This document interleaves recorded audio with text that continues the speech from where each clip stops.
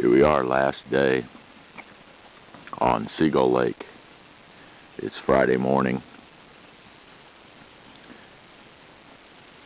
Lake is just pure glass today.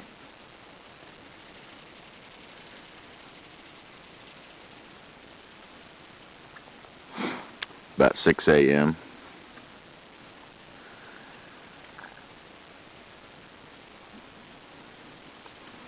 I don't know if you can see the bottom here.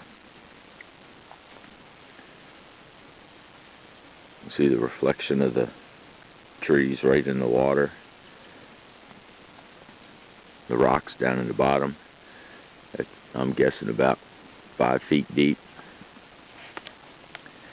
You can see steam on the lake across the way.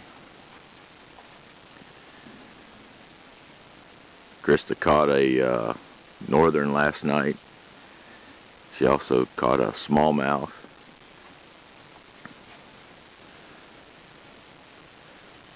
Very nice campsite on the northern end of Seagull. The last day's been the best day.